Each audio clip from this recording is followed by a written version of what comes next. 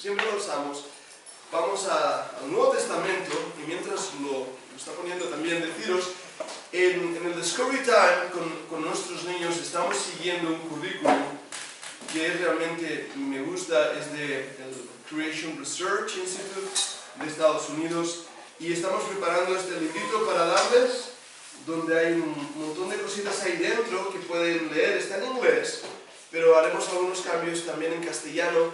Tienen dibujitos para que puedan pintarlo, pero los papás podéis leerlo con ellos, con los niños, y repasar los versículos. De esta manera va a ser como un librito para ellos, para que puedan aprender mucho más y los padres estéis involucrados.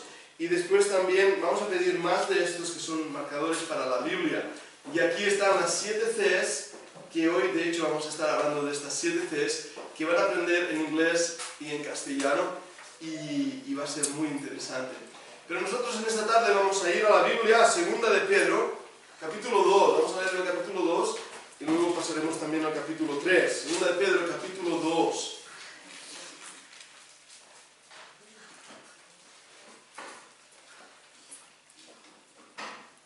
Versículo 4, vamos a leer desde el versículo 4. Porque si Dios no perdonó a los ángeles que pecaron, sino que arrojándolos al infierno, la palabra ahí es tartaros, los entregó a prisiones de oscuridad para ser reservados al juicio. Y si no perdonó al mundo antiguo, sino que guardó a Noé, pregonero de justicia, con otras 7 personas, trayendo el diluvio sobre el mundo de los impíos, y si condenó por destrucción a las ciudades de Sodoma y de Gomorra, reduciéndolas a ceniza y poniéndolas de ejemplo a los que habían de vivir impíamente, y libró al justo Lot, abrumado por la nefanda conducta de los malvados, porque este justo que moraba entre ellos afligía cada día su alma justa, viendo y oyendo los hechos inicuos de ellos. ¿Sabe el Señor librar de tentación a los piadosos y reservar a los injustos para ser castigados en el día del juicio? Y mayormente aquellos que, siguiendo la carne, andan en concupiscencia e inmundicia y desprecian el señorío. Atrevidos contumaces, no temen decir mal de las potestades superiores, mientras que los ángeles, que son mayores en fuerza y en potencia, no pronuncian juicio de maldición contra ellas delante del Señor. Pero estos, hablando mal de cosas que no entienden, como animales irracionales, nacidos para presa y destrucción, perecerán en su propia perdición, recibiendo el galardón de su injusticia, ya que tienen por delicia el gozar de deleites cada día. Estas inmundicias y manchas, quienes aún mientras comen con vosotros, se recrean en sus errores. Qué palabras tan fuertes, ¿no? Tan chocantes, tan tremendas, pero es la palabra de Dios y, como veremos, tiene un propósito. Vamos ahora al capítulo 3. Empezando en el versículo 4. Diciendo, ¿dónde está la promesa de su advenimiento? Porque desde el día en que los padres durmieron, todas las cosas permanecen así como desde el principio de la creación. Estos ignoran voluntariamente que en el tiempo antiguo fueron hechos por la palabra de Dios los cielos y también la tierra, que proviene del agua y por el agua subsiste. Por lo cual el mundo de entonces pereció anegado en agua. Pero los cielos y la tierra que existen ahora están reservados por la misma palabra, guardados para el fuego en el día del juicio y de la perdición de los hombres impíos.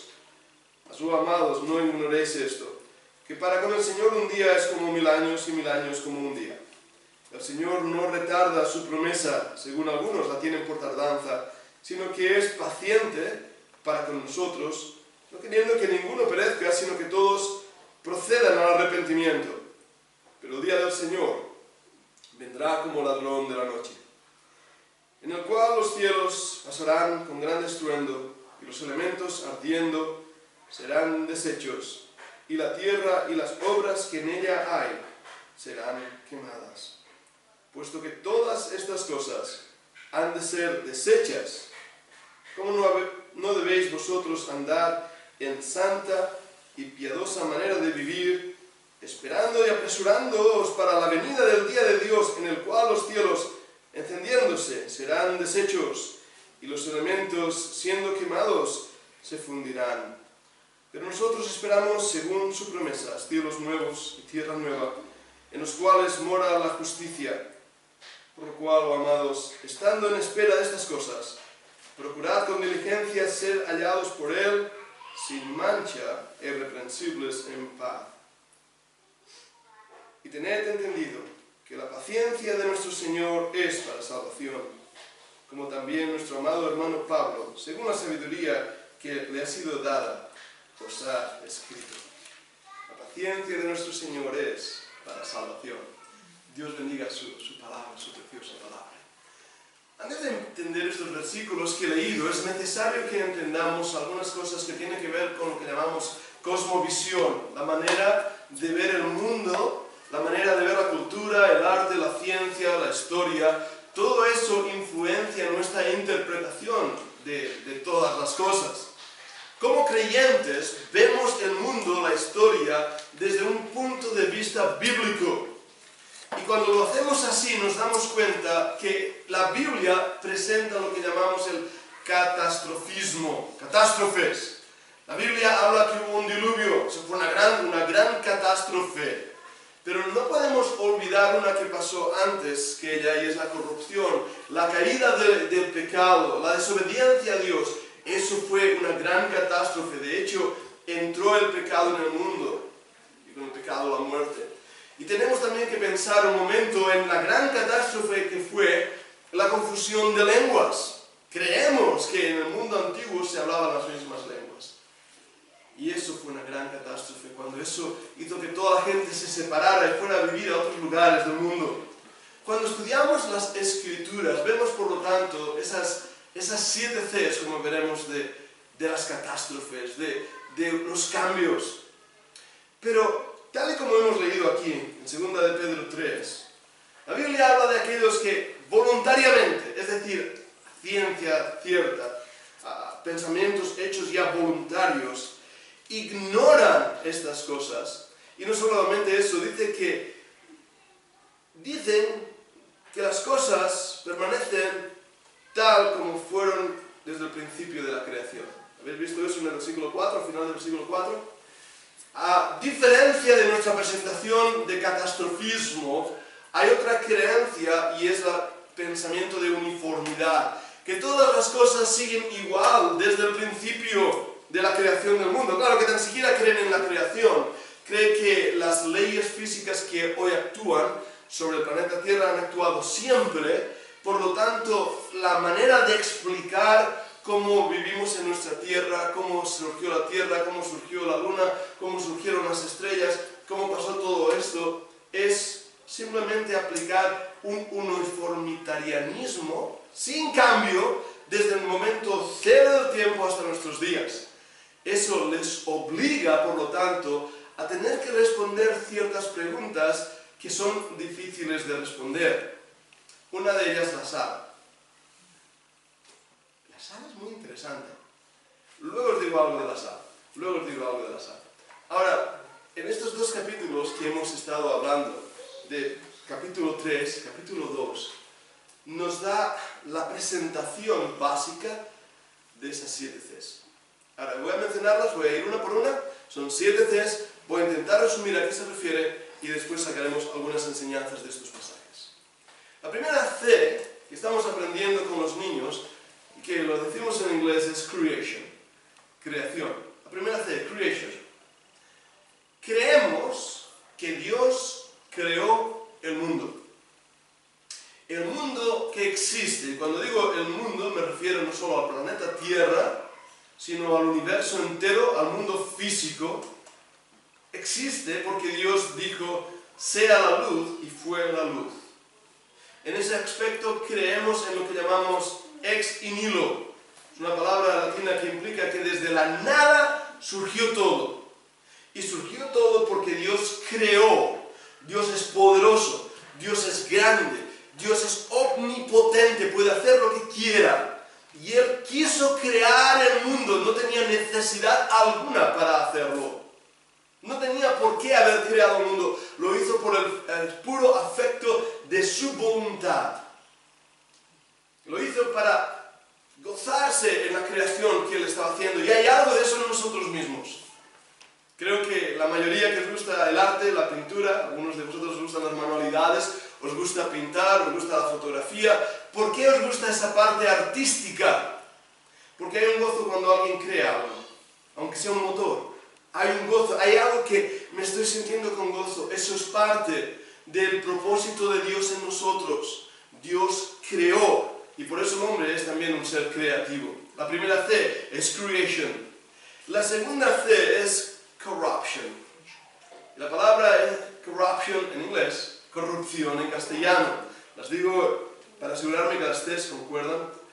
Corrupción. Qué palabra tan fea. Además la hemos pintado de color negro. Mientras que creación hemos pintado de color verde, porque es vida. Corruption es en color negro. Y los niños están aprendiendo cómo el problema de la humanidad empezó con la desobediencia, la corrupción del corazón humano. Ese día cuando Adán y Eva, que fueron personajes históricos, no es un mito, no es una leyenda, no es una historia que se contaba alrededor de los fuegos en las noches, en los campamentos de los primates antiguos o de los hombres de las cavernas. No.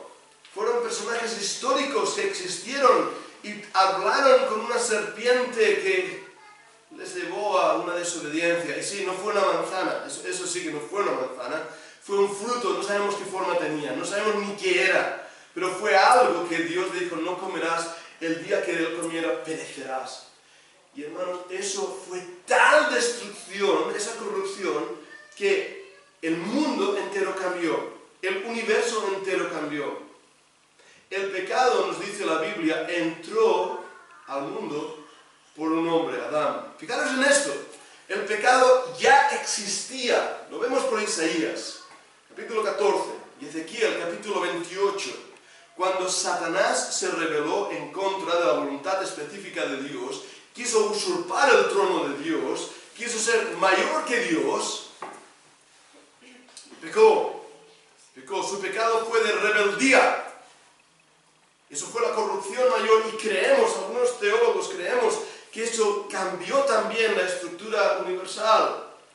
Y hemos leído aquí, incluso en el capítulo 3, que habla de ángeles que no guardaron su depósito. Judas nos va a decir esto.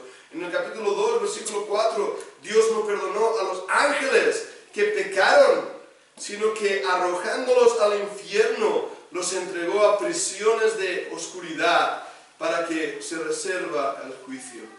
Fue un juicio grande. He marcado la palabra y fijaros que la he traducido como tarteros, que es la palabra original. Esto no es el lago de fuego. A veces confundimos el infierno con el lago de fuego, son dos cosas diferentes. Esto era un lugar de espera, de juicio, un lugar oscuro, un lugar de prisión. Y lo vemos en el libro de Apocalipsis, que están esperando el día del juicio para ser echados al lago de fuego que Dios creó para los ángeles. Así que vemos que esa corrupción del pecado que entró en el mundo, que empezó en la misma presencia de Dios, en el lugar más santo del universo, ahí empezó el pecado, entró en el mundo y produjo una gran corrupción. La tierra empezó a producir cardos, pinchos. Los animales empezaron a matarse entre ellos. La maldad del corazón creció al punto que Caín mató a Abel. Una gran corrupción. Una gran corrupción, el abuso que el hombre empezó a ejercer sobre los animales que Dios les había dado para que los cuidaran, el abuso que el hombre empezó a ejercer sobre la creación de las plantas, Dios lo había puesto para que cuidara el jardín del Edén, y vemos que la tierra empieza ahora a producir cardos, pinchos, corrupción, contaminación, muerte, desespero. ¡Qué terrible fue esa corrupción! La tercera C que encontramos es catástrofe. Catástrofe. Pocas generaciones del hombre pasaron desde Adán hasta Noé. Pero en esas pocas generaciones la maldad del hombre creció, hasta que llegamos al capítulo 6. y leemos que Dios vio al hombre y el pensamiento continuo del corazón del hombre era de continuo solamente el mal. Eran inventores de males. La maldad era brutal. El pecado a todos los niveles produjo cosas extrañísimas y lo leemos en las escrituras como los famosos gigantes, los Nefilim, que no sabemos si eran gigantes solamente de tamaño o también de capacidad mental. Pero esa relación también entre los ángeles y los hombres, cuando vieron los hijos de Dios que las hijas de los hombres eran hermosas, toda esa mixtura entre lo justo y lo injusto produjo la necesidad de que Dios enviara una catástrofe. Y esta vez la catástrofe iba a ser en forma de color azul, que es también como los niños lo recuerdan, agua. Y agua abundante en el diluvio universal. La semana pasada estuvimos viendo esas diapositivas, ¿verdad? De cómo era el arca, cómo podían haber cuidado los animales. Y fue un diluvio universal, no fue un charquito. No fue que es que, bueno, el Mediterráneo, perdonadme, más bien, donde está el Atlántico, ahí en el Peñón de Gibraltar, el estrecho se rompió, y entonces el Atlántico inundó todo eso. Y eso fue el diluvio. Yo creo que eso pasó. Yo creo que hubo un gran cataclismo que rompió el Peñón de Gibraltar. Entró el agua del Atlántico, pero es que no solo entró el agua del Atlántico, es que además la Biblia habla como las cascadas del cielo cayeron sobre la tierra, como las fuentes del abismo fluyó agua. Y todo eso es lo que produjo, imaginaros, la gran catástrofe. Montañas surgiendo hacia arriba, porque encuentran en Everest, encuentran animalitos del mar. Y conchas marinas, ¿cómo hay arriba? Porque todo el mundo antiguo fue anegado en agua. Fue una gran catástrofe, fue un juicio divino. ¿Podéis imaginar la peste a muerte que hubo en todo ese mundo? Barro mezclado con sedimentos de animales muertos y de seres humanos muertos. ¿Cuántos miles y no millones de personas debieron vivir antes del diluvio? Y perecieron. ¿Sabes que a lo mejor cuando ponemos gasolina, sabes que el petróleo es residuo, ¿verdad?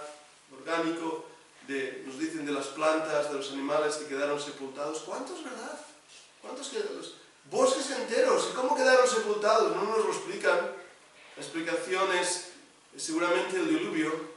Y seguramente ahí entre esa masa de putrefacción, seguramente había también hombres. Así que cuando le echas gasolina a tu coche, vete a saber lo que estás echando. No he venido esa gasolina. Estoy bromeando en ello, pero fue así, fue una gran catástrofe. Y la Biblia nos habla aquí, en 2 de Pedro 3, nos habla en el versículo 5, que no perdonó al mundo antiguo, sino que guardó a Noé. Guardó a Noé, esa palabra es tan interesante, porque Noé fue salvo de la ira porque Dios le guardó. Yo creo que es uno de los tipos de cómo nuestra salvación es segura. El creyente no pierde la salvación, porque Noé aún en el juicio fue guardado en el arca, y el arca representa a Cristo. Pregonero de justicia, qué nombre tan tremendo para Noé, pregonero de justicia. Por muchos años predicando arrepentimiento, y no se arrepintieron. No se arrepintió. Fijaros, sin embargo, Dios envía a Jonás a Nínive, y la gente se arrepiente. La gente se arrepiente y fue tragado por un pez, ¿verdad, Jonás? Pero a Noé no se arrepintieron. La gente no se arrepintió y Jonás es el pregonero de justicia. Y nos dice además que fue salvo con otras 7 personas. La catástrofe, fueron librados de esa catástrofe. Y esto es verdad, no es mito, no es una historia que podía haber pasado, es una realidad que vemos en la Escritura. Y una vez más tenemos que ver eso como algo que pasó y que afecta el mundo en que vivimos. No sabemos cómo era el mundo antiguo, no lo sabemos. Justamente esta semana, seguro habéis visto por las noticias, han descubierto una ciudad enorme debajo de Amazonas. Hay tumbas, hay palacios, hay pirámides, hay calles, hay unas murallas de más de 70 kilómetros de amplitud y todo eso, y ha sido cubierto por los árboles y ramas, y está ahora, lo han encontrado ahora. Y ahora dicen los arqueólogos investigar todo esto. Pero ¿qué pasó con ese mundo antiguo? Pues no sabemos, hubo una gran catástrofe. Pero hubo algo más y es la confusión de lenguas. Él nos habla de confusión. Su propósito era hacer una torre tan alta para llegar al cielo. La idea, y hay una fotografía ahí que podéis ver, son un figurat. ¿Por qué en Egipto hay pirámides? Y vas a Sudamérica y hay pirámides. ¿Por qué en Babilonia hay pirámides? Son diferentes, sí, algunas tienen la puntita de arriba, otras no, son figurats. Todos son templos solares. De hecho, las pirámides representan un rayo de sol cayendo, golpeando la tierra. Es una de las interpretaciones que se da a las pirámides. Porque lo hacían, que había en la conciencia humana, en la conciencia histórica, de levantar torres. ¿Por qué esas torres? Bueno, por la confusión de lenguas. Y es interesantísimo cuando uno estudia los idiomas y hablar del indoeuropeo o de otras lenguas, los científicos no se ponen de acuerdo. Algunos llegan a decir, pues todos hablaron un idioma común en algún momento dado. Y claro, los que piensan que venimos del simio, ya puedes imaginar cómo es ese idioma, ¿verdad? Nosotros creemos que Dios cambió los idiomas. No sabemos realmente, tendríamos que hipotezar sobre qué idioma fue el primero. No lo sabemos, pero era confusión. Ahora, una vez más, eso significó el desplazamiento de miles de personas que tuvieron que alejarse de ese lugar, creando nuevas civilizaciones, nuevas ciudades, moviéndose en direcciones nuevas.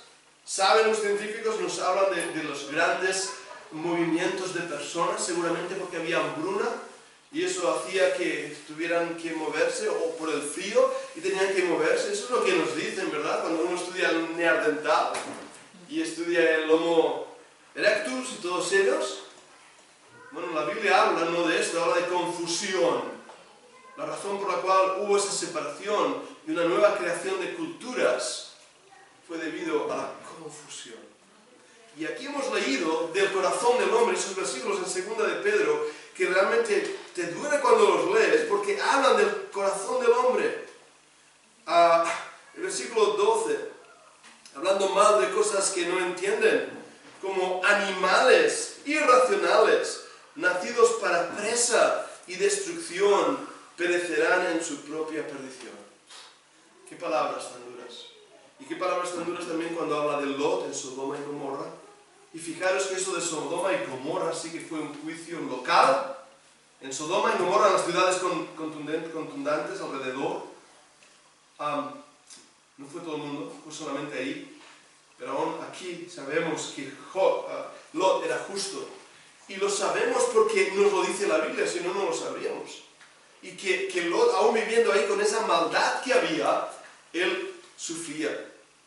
Y hermanos, yo veo que como el Señor Jesucristo mismo dijo, que cuando Él volviera en segundo momento sería como los días, ¿de quién? De Noé. Como los días de Noé. Sodoma y Gomorra. Igual que esos días. Nosotros hoy estamos viviendo en esos días, donde la maldad del hombre es brutal. Nos comportamos como animales, que no echan freno a su pecado, a su ansiedad, a sus deseos carnales, a la búsqueda del placer inmediato, de la gratificación fácil, la búsqueda de una vida fácil sin trabajar, una vida de placeres, una vida donde dámelo todo hecho, y donde buscan como Sodoma y Gomorra la abundancia de pan, que fue justo lo que lo destruyó. Y por eso no me extraña que la evolución como cosmovisión viene a decir que quien sobrevive es el más fuerte. Lo habéis escuchado, ¿verdad? La sobrevivencia del más fuerte, eso es evolución. Y se aplica a los hombres, es su cosmovisión. Y dice, bueno, en la sociedad triunfa el más fuerte y el más débil queda chafado. Eso es lo que produjo el nazismo de Hitler. Y el nazismo de Hitler es un principio de evolución que enseña que hay razas superiores, razas inferiores. La Biblia no habla de razas, en ningún lugar de la Biblia nos dice que hay diferentes tipos de hombres. Se utiliza la palabra razas en el sentido de familia. mitologías, pero no de que hay una raza superior, ¿verdad? Blanca, ojos azules, rubio, y entonces están los aborígenes de Australia, que son el eslabón perdido, es lo que ellos enseñan, y ya encontraron el eslabón perdido, los aborígenes de Australia. Los hombres australianos tuvieron que presentar una denuncia, les estaban tratando de monos todavía no evolucionados. Eso no es lo que enseña la Escritura. La Escritura es que todo hombre, toda mujer es creación, imagen de Dios. Pero sí que el comportamiento humano lleva a eso. Así que tenemos creación, corrupción, catástrofe, confusión y Cristo. Dios ha planeado y ha preparado un gran evento histórico. El nacimiento del Señor Jesucristo cambió el curso de la historia. Nunca antes se había celebrado la Navidad, como hoy la celebramos recordando el nacimiento de Cristo. Pero ¿quién, aparte de eso, el nacimiento de Cristo, que produjo el cristianismo, cambió el mundo antiguo, cambió a Roma, cambió el imperio de Roma? Fue César contra Cristo, fue la espada romana contra la espada del Espíritu, que es la palabra de Dios, y cambió el curso de la historia. Y cuántas cosas que el cristianismo ha hecho a lo largo de la historia, porque Cristo vino. Y una vez más, fue un personaje histórico. Igual que Noé, igual que Lot, igual que Adán y Eva. Cristo. Los testigos de Jehová ayer repartían este folleto que decía, ven, te diremos quién es Cristo. ¿Y sabes quién es Cristo para un testigo de Jehová? Él no es Dios, Él es un hombre. Él es un ángel que tomó el cuerpo de ese hombre y después cuando murió en la cruz el ángel fue al cielo, pero Él es inferior al Padre. Él es superditado al Padre, no tiene la deidad, el poder, la omnisciencia, la omnipotencia como Dios. Ese es el Cristo de los testigos de Jehová. ¿Cuál es el Cristo de otras religiones? Un Cristo degradado. Pero la Biblia presenta que Cristo es Dios. Presenta que Él es perfecto, omnipotente, omnisciente, que Él es digno de toda adoración, que ante Él se doblará toda rodilla y toda boca confesará que Jesús es el Señor para gloria de Dios Padre. Cristo es nuestro Salvador, nuestro Redentor, el enviado del Padre, el Señor de señores. Y eso nos lleva al siguiente punto, a la cruz. En mi sexta C es la cruz. La cruz donde Jesús dio su vida por el pecador. Eso cambió el curso de la historia. ¿Os dais cuenta que cada una de estas Cs cambió el curso de la historia? La creación, la corrupción, la catástrofe, la confusión, la venida de Cristo, pero la cruz fue lo que cambió no solo el destino de los hombres en la historia, sino el destino de los hombres en la eternidad. La cruz de Cristo. Y hemos leído aquí, hablando de ese pasaje, varios versículos, como nos habla de la paciencia de nuestro Señor. El versículo 3:15, paciencia de nuestro Señor es para salvación. ¿Por qué Dios no ha golpeado sus dedos y ha dicho una palabra para que el mundo termine? Él podía haberlo hecho.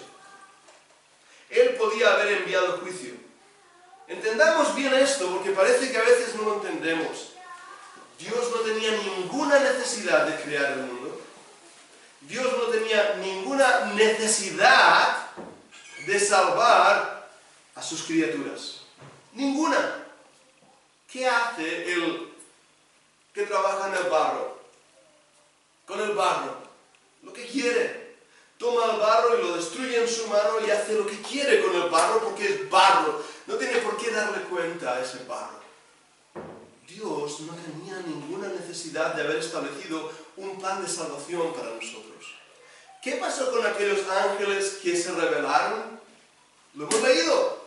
Fueron enviados al infierno, a Tarso, a este lugar de espera, esperando el juicio. ¿Os dais cuenta que no hay un plan de salvación para los ángeles? No hay. Los ángeles van a ser enviados al lago de fuego, preparado para Satanás y para sus ángeles. No hay una segunda oportunidad para ángeles.